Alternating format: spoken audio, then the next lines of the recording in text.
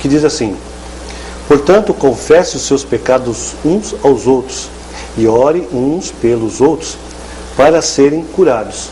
Mas o nosso estudo está basicamente em cima última frase do versículo, que diz assim: a oração de um justo é poderosa e eficaz.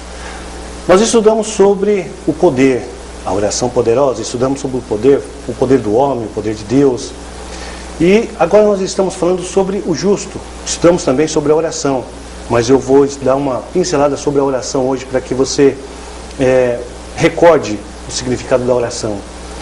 Eu quero agradecer a audiência, quero agradecer a você por estar conosco, quero agradecer a todos que têm colaborado com esse programa e que tudo que fizemos aqui não é para mim, mas é para edificar o nome de Deus, para que o conhecimento não seja só meu, mas que possamos dividir a todos.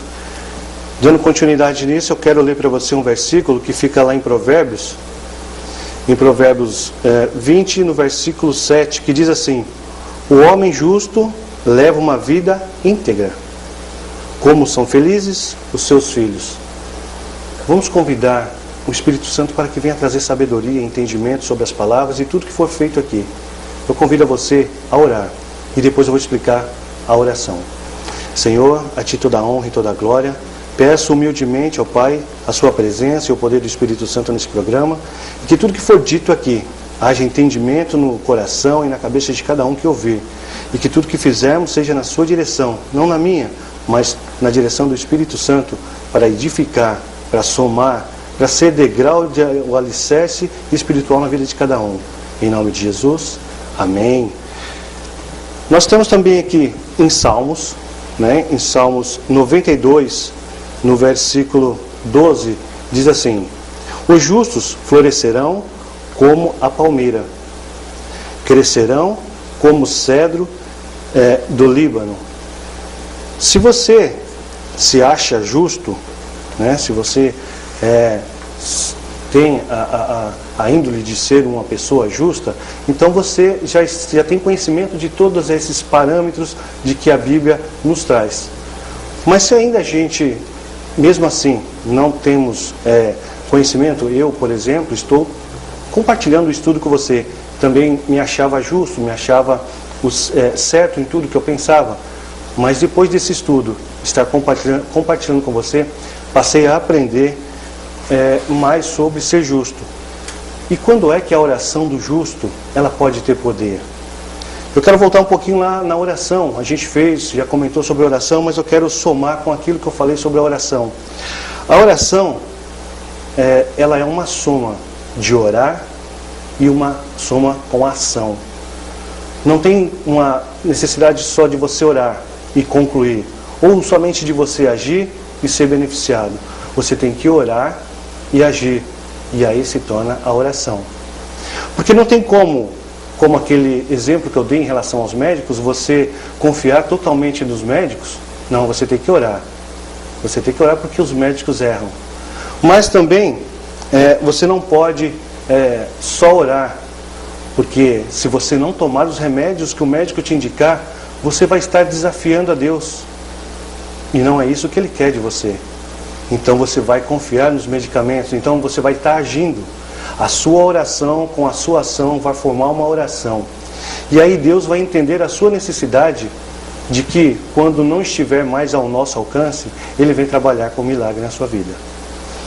Eu vou ler aqui uma parte do estudo que a gente tem feito, que diz assim: Jesus, quando homem, foi servo mais perfeito a fazer a vontade de Deus. E Ele nos ensinou que Deus é soberano sobre todas as coisas, mas que não devemos tentá-lo jamais. Isto é, não podemos forçá-lo a nos socorrer. Se nós encontramos em perigo, é uma fatalidade.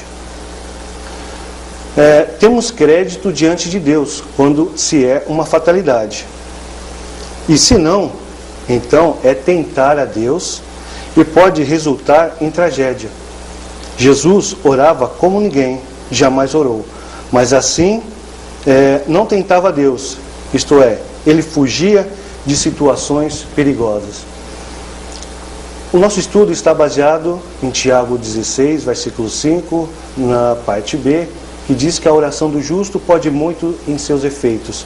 Como é que nós estamos sendo justos? Como é que nós estamos sendo justos na presença de Deus? Aqui tem um tema onde fala que Jesus fugia das situações, né? Está lá em Mateus 12, 14, diz assim: então os fariseus saíram e começaram a conspirar sobre como matar a Jesus.